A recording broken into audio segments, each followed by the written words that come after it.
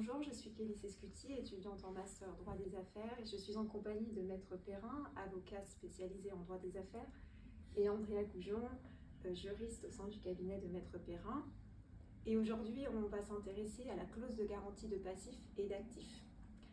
Alors d'abord, je vais vous donner une définition. Une clause de garantie de passifs et d'actifs, c'est lorsqu'un cédant garantit au cessionnaire que les actifs de l'entreprise ne sont pas grevés d'un passif occulte qui viendrait postérieurement à la cession, à se révéler. Maître, est-ce que vous pouvez nous en dire davantage ? Oui, merci Kelly. La clause de garantie de passif est effectivement une clause qui est très usuellement utilisée dans les contrats de cession de parts sociales ou d'actions, des cessions de titres. On parle de parts sociales quand c'est une SARL ou d'actions quand c'est une société anonyme comme une SAS par exemple. Et cette clause va permettre effectivement pour un cessionnaire qui rachète les titres d'une entreprise de se voir garantir un certain montant d'actifs en quelque sorte et de se voir garantir également qu'il n'y ait pas de passif d'origine antérieure à la cession qui viendrait à se révéler postérieurement, puisqu'en pareille situation, il serait légitime pour lui d'espérer que le cédant le garantisse contre tout élément de passif antérieur à la cession, qui devra assumer postérieurement à la cession, puisque c'est la société qui va devoir payer ce passif, et ce qui n'est pas juste, puisque lui, dans le cadre de sa gestion, n'aura pas été à l'origine de ce passif d'origine antérieure à la cession. D'accord. Et Andrea, est-ce que vous pouvez nous parler un peu de la garantie d'actifs ?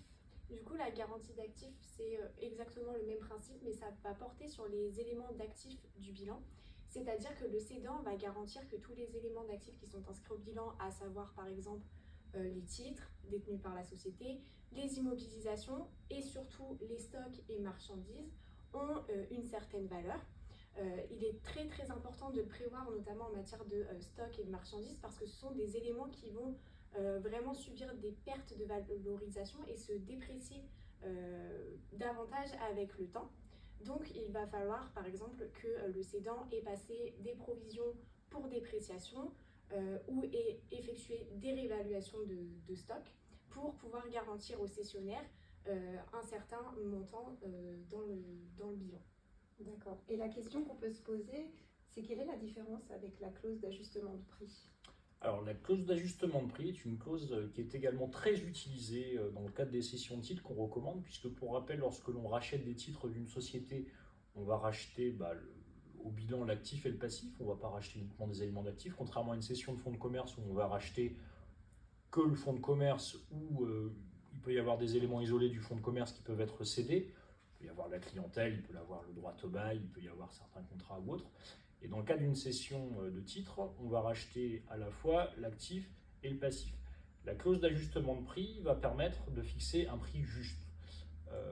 Cette clause va permettre de dire, on est au mois d'avril, on va fixer comme prix provisoire un prix sur la base du bilan qui a été fait au 31 décembre de l'année précédente, et 4 ou 5 mois après le mois d'avril, on va refaire un bilan à la date du 1er avril, jour de la cession, pour voir s'il y a une variation, par exemple, du montant des capitaux propres. Et s'il y a une variation à la hausse du montant des capitaux propres ou une variation à la baisse du montant des capitaux propres, eh bien, on pourra ajuster le prix, que ce soit à la hausse ou à la baisse, ce qui va permettre donc, puisqu'au 1er avril, lorsqu'on va faire la cession, on n'aura pas un bilan à la date du 30 mars, on aura un bilan à la date du 31 décembre, ce qui va permettre de fixer un prix qui va être tout à fait raisonnable en fonction avec une clé de lecture qui est la variation des capitaux propres. Il peut y avoir plusieurs ajustements, notamment en fonction du résultat également, mais généralement on fait ça, on fait avec la variation du montant des capitaux propres de l'entreprise, tout simplement. D'accord. Et selon vous, pourquoi il est important de faire appel à un avocat pour rédiger une telle clause ou convention ? Alors l'avocat va apporter une sécurité juridique puisque généralement dans ce type d'affaires, en tout cas ici à Dijon, où nous sommes, les avocats d'affaires vont avoir tendance à faire aussi bien du conseil que du contentieux.